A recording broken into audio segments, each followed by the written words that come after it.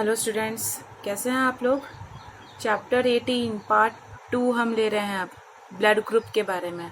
हम लोगों ने आगे बहुत सारे डिफरेंट सेल्स के नेम्स पढ़े थे, ठीक है। तो वैसे ही आज हम पार्ट 2 ले रहे हैं ब्लड ग्रुप के बारे में। आपने ब्लड ग्रुप सुना होगा।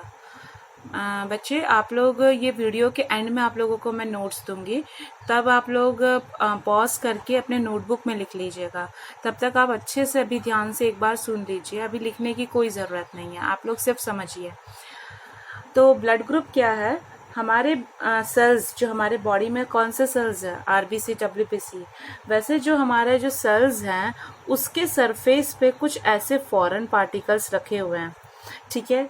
अब ये इम्यून सिस्टम ने इसको रिकॉग्नाइज्ड किया है कि ये एक क्या है, एक फॉरेन पार्टिकल है। वो क्या है? फॉरेन पार्टिकल है। फॉरेन यानी एक बाहर का पार्टिकल है।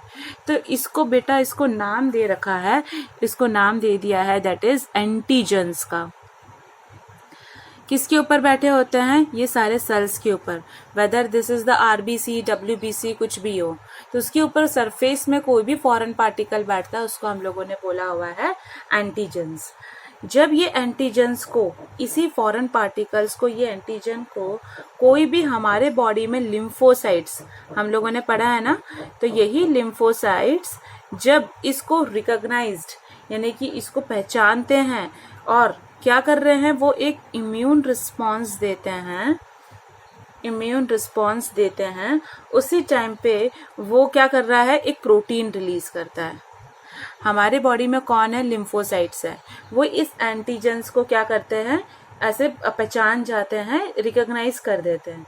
उस टाइम पे वो एक सिक्रीट करते हैं। कौन? हमारा ये इम्यून, ठीक है। वो एक रिस्पॉन्स देते हुए एक सिक्रीट करता है, और ये जो सिक्रीशन करता है वो है प्रोटीन। क्या सिक्रीट करेगा? प्रोटीन सिक्रीट करेगा, ओके। और बेटा यही प्रोटीन का नाम है, दैट इज एंटीबॉडीज। याद रहा आप लोगों को? एंटीजेंस क्या है? सरफेस पे बैठने वाला है। लिम्फोसाइट जब इसको रिकॉग्नाइज करता है तो क्या रिलीज करता है? Antibodies, okay. और वही एंटीबॉडीज इसी एंटीजन के साथ क्या कर देता है? बाइंड करता है। Depending on the nature of this antigen, okay, that nature of the antigen which is present on the membrane of RBC, various type of blood group are divided based on the antigen. Various types of blood group, there are two blood groups, okay. First is ABO blood grouping and the second one is the RH blood group. Got it? According to the nature of the antigens, the first one is the ABO blood grouping. अब this ABO blood grouping, that वो scientist का नाम कौन सा था? That is Karl Landsteiner, okay.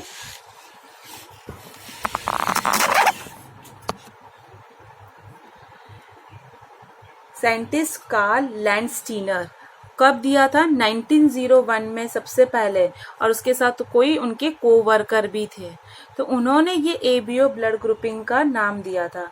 ABO जो grouping है वो क्या होता है, अलग अलग जो सरफेस एंटीजेंस है आरबीसी, जैसे कि ए एंड बी है, उसके बेसिस पे ये होता है। लाइक हम लोगों ने पढ़ा हुआ है कि आरबीसी का ये जो सरफेस है उस पे वेदर वो कोई ए नाम का एंटीजन है या बी नाम का एंटीजन है, सपोज ए नाम का है, बी नाम का है, उसके हिसाब से सरफेस पे कौन सा एंटीजन बैठा है, कौन सा प्रेजेंट है, कौन सा एब्सेंट है, उसके हिसाब से एबीओ ब्लड ग्रुपिंग करा है, ठीक है। अब जो ब्लड डोनेट करता है और लेता है उसका नाम क्या बोल दिया है? Donors blood. Donors word use करते हैं। जो ब्लड देता है, जो लेता है, उसको हम लोग बोलते हैं रिसिपिएंट, ओके। अब ये दोनों क्या होने चाहिए? एक दूसरे से सेम होना जरूरी है, तभी हम ब्लड डोनेट कर सकते हैं। कंपेटिबल, अदर नहीं तो कंपेटिबल नहीं होगा तो कोई भी क्या होता है, सपोज हमने ए ब्लड ग्रुप वाला हमने बी में डाल दिया तो क्या होगा? ये क्या होगा? इससे डिस्ट्रक्शन ऑफ आरबीसी होता है।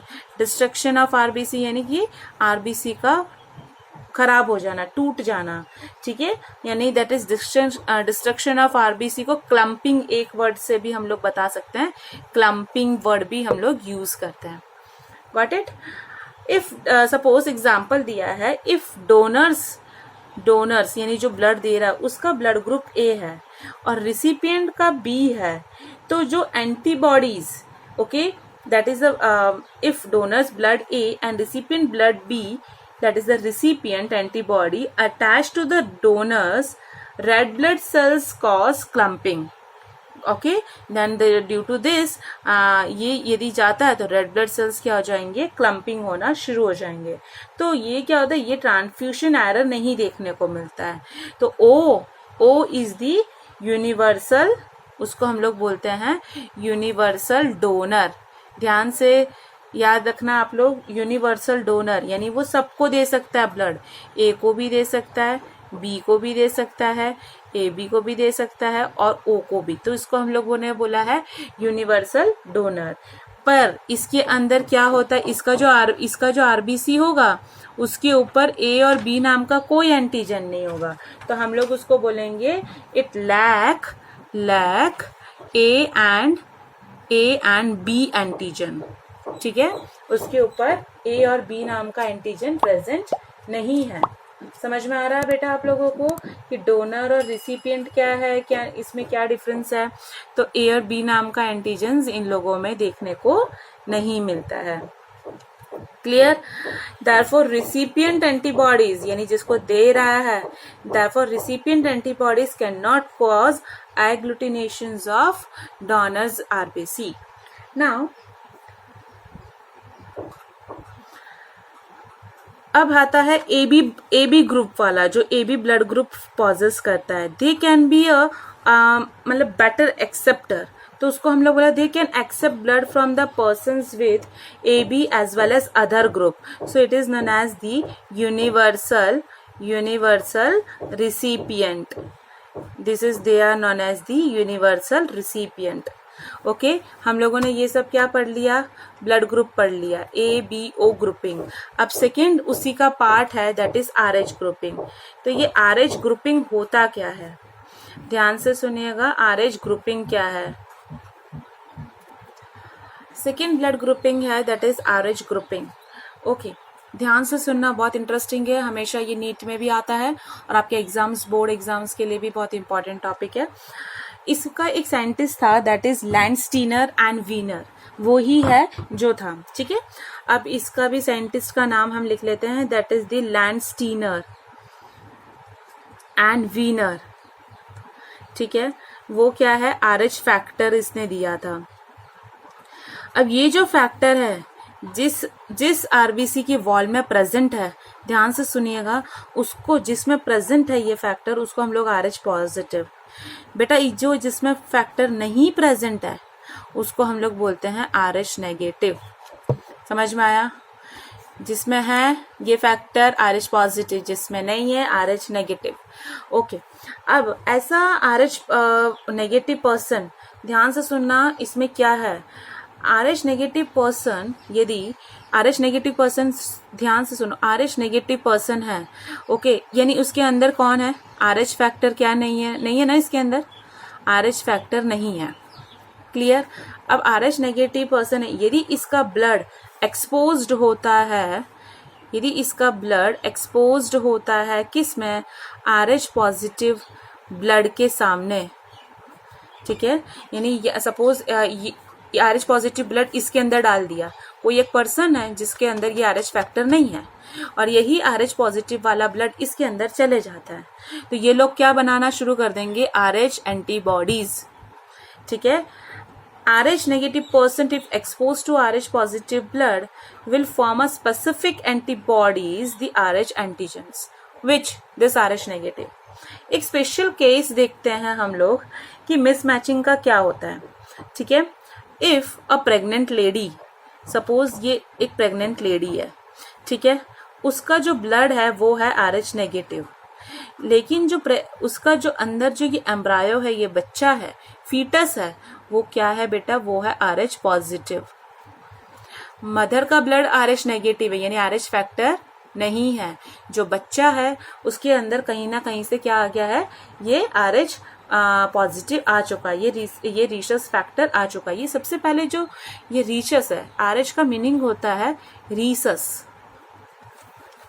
ये सबसे पहले मंकी में से देखने को मिला था। ठीक है, तो ये जो RH पॉजिटिव है, अब सपोज इसमें क्या होता है कि अभी तो क्या है, ये दोनों ब्लड है ना मिक्स नहीं हो रहा है। क्यों नहीं हो रहा है? Because of this placenta barrier, क्योंकि इसके बीच में कौन है, एक बैरियर है प्लेसेंटा, इसलिए ब्लड मिक्स नहीं हो रहा है। लेकिन जब ये फर्स्ट डिलीवरी हो जाएगी, ये बच्चा जब बाहर आएगा, तो कहीं ना कहीं ये मैटरनल यानी मदर का ब्लड का मैच होना, कभी ना कभी ये इससे क्या हो जाएगा, मिक्स हो जाएगा। तो क्या होगा, मिक्स होगा तो RH नेगेटिव क्या कर देगा, क्या करेगा, वो लोग एंटीबॉडी बनाना शुरू कर देगा। समझ में आ रहा है? जब फर्स्ट चाइल्ड का डिलीवरी हो जाती है, उस टाइम पे मदर का ब्लड क्या हो जाता है, मदर का ब्लड क्या होता है, मिक्स हो जाता है किसके साथ, फीटस के ब्लड के साथ। तब वो क्या बनाना शुरू कर देता है, तब वो एंटीबॉडीज बनाना शुरू करता है मदर के ब्लड में। अब मदर के ब्लड में एंटीबॉडीज किसकी आ गई, RH की आ गई। अब सपोज वो सेकेंड प्रेगनेंसी रखती है मदर, ओके, तो जब यदि सेकेंड प्रेगनेंसी में मदर रखती है, तब वो क्या हो जाएगा, एक डेंजरस हो जाएगा, क्योंकि यदि उस टाइम जरूरी नहीं है जब वो फीटस, अब सेकेंड फीटस भी RH पॉजिटिव नहीं होगा, पर मदर के पास एंटीबॉडीज है RH का, तो ये वाला इधर भी आ सकता है, अंदर आ सकता है। तो ये जो बच्चा होगा वो क्या हो जाएगा, वो बहुत ही फीटल यानी जानलेवा हो सकता है उसके लिए। ठीक है, वो जानलेवा हो सकता है और उसकी RBC क्या हो जाएगी, फट जाएगी। इसलिए बेटा इसको हम लोग बोलते हैं, वो डिजीज का नाम है, याद रखना, इरेथ्रोब्लास्टोसिस फिटालिस। फिटालिस यानी फीटस का इरेथ्रोसाइट RBC ब्लास्ट होना शुरू हो जाता है। और दूसरी बीमारियां भी आ जाती है, एनीमिया आ जाएगा, जॉन्डिस आ जाएगा, ये सारी बीमारियां भी आने लग जाती है। तो इसलिए बोला जाता है जो मदर होती है RH नेगेटिव, उनको बोलते हैं कि आप लोगों को सेकेंड प्रेगनेंसी नहीं रखनी है। नहीं तो डॉक्टर को उस टाइम पे जब फर्स्ट डिलीवरी हो जाती है, उस टाइम पे डॉक्टर को एक ऐसे इंजेक्शंस दे देने पड़ते हैं जिससे वो RH फैक्टर उसके ब्लड में, मदर के ब्लड में मिक्स ना हो। तो ये था बेटा RH ग्रुपिंग। ओके, तो यहाँ तक मैं आप लोगों को रखती हूँ। ये आपका आज का ये ब्लड ग्रुपिंग वाला टॉपिक है। प्लीज बेटा अच्छे से समझना और लिखना, और मैं उसको थोड़ा सा आप लोगों को क्वेश्चंस भी इसके दे देती हूँ।